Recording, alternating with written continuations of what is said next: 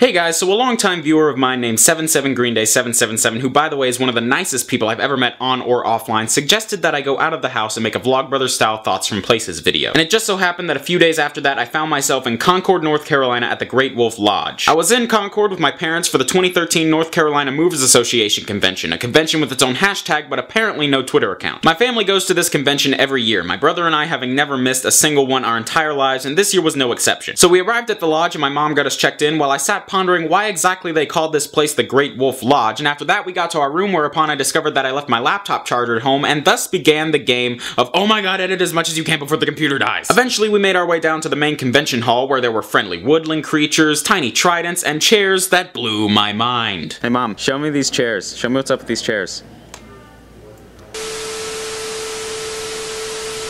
There was a lot of food there, but none of it particularly appealed to me personally, so I dined on a feast of Coca-Cola and cheese crackers. Also during that dinner, I helped work a practice run for a thriller dance competition that will be taking place the following night. Once the festivities had finished up for the night, I went and explored the hotel. I found a crazy arcade with gigantic Connect 4, Guitar Hero, and a tragically hilarious Titanic game, among other things. Further in my exploration, I found a terrifyingly gigantic balloon spider, more friendly wildlife, the water park which was closed, and a surprisingly good camera shot of a chandelier. Then I went to bed. The next morning after breakfast, I hung out in this little side room while my parents listened to people talk about boxes and trucks or whatever it is movers talk about. I passed the time watching YouTube, filming a video, and updating my iOS, which apparently caused my iPod's touch recognition to become rebellious and unresponsive.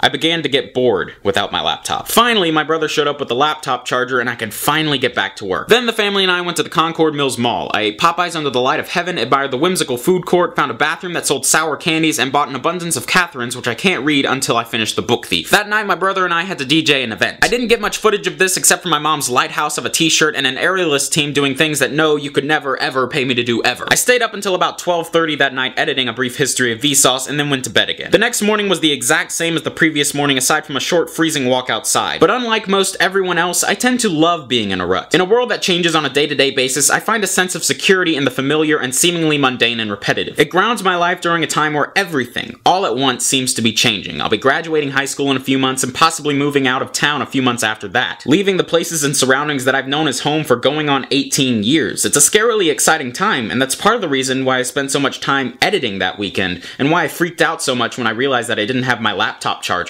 The sedentary action of video editing is always the same, a beautifully crushing monotony that makes me feel more at home no matter where I am. And I know what you're thinking, yes, I am a nerd. I'll see you in a week, guys. DFTBA.